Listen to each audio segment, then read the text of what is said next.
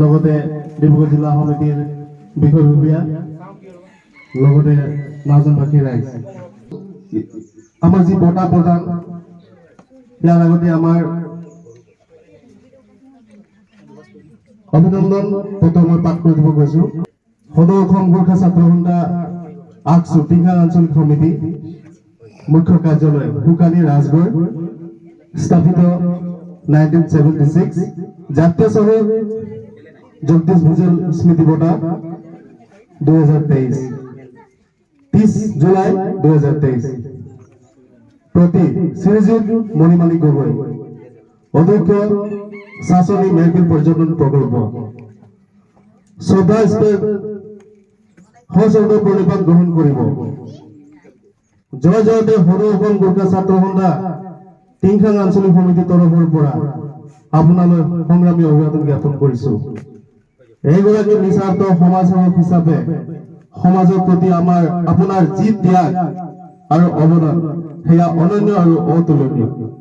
আপোনাৰ এই সমাজসেৱক জাতীয় শ্বহীদ জগদীশ ভুজেল স্মৃতি বঁটা সন্মানিত কৰিবলৈ পাই আমি নথৈ আনন্দিত হৈছো। জাতীয় শ্বহীদ জগদীশ ভুজেল গোৰ্খা জনগোষ্ঠীৰ এগৰাকী বলিষ্ঠ আদৰ্শৱান নেতা আছিল।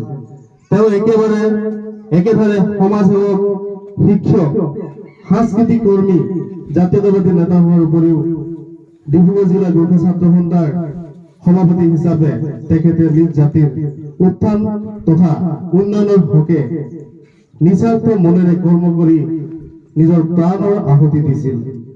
জাতি মাটি ভেটিৰ সেৱা তথা সামাজিক সমন্বয়ৰ প্ৰতি থকা তেখেতৰ মহান অৱদানৰ বাবে তেওঁক জাতীয় শ্বহীদ সন্মানেৰে সদৌ অসম গোৰ্খা ছাত্ৰ সন্থাই সন্মানিত কৰে।